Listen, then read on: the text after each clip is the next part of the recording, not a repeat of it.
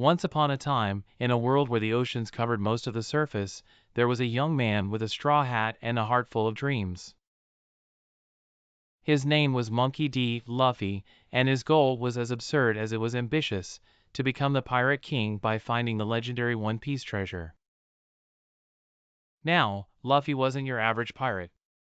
For starters, if he were in a rubber band fight, you'd never bet against him. After eating the mysterious gum-gum fruit, his body became super stretchy, and hilarious hijinks ensued. This rubbery advantage also came with a disadvantage: he couldn't swim. Yes, a pirate who couldn't swim. Plot twist. But he wasn't alone in this madness.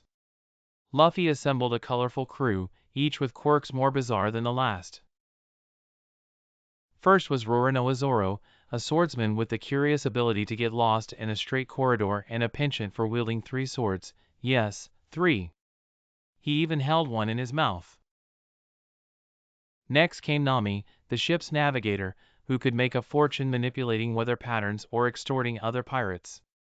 Her avarice was matched only by her loyalty to her friends. Usopp, the ship's sharpshooter and resident fibber, could spin tales so tall even Jack's beanstalk would feel small. Yet when it came to bravery, Usopp often found himself hiding behind Luffy, though his ingenuity knew no bounds.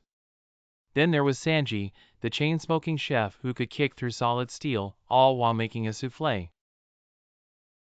Sanji's 2 great loves were cooking and swooning over any lady within a 50-mile radius. Drum roll, please.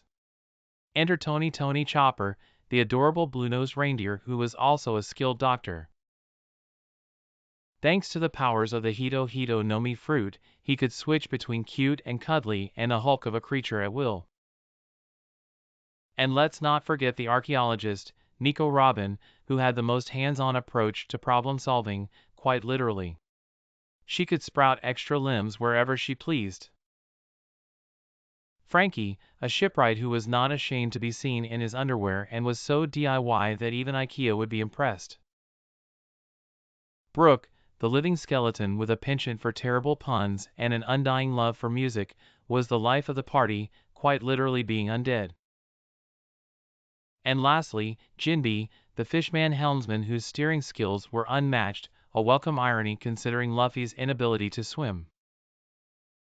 Together, they faced off against villains so villainous that they spent more time laughing at their own evil plans than executing them.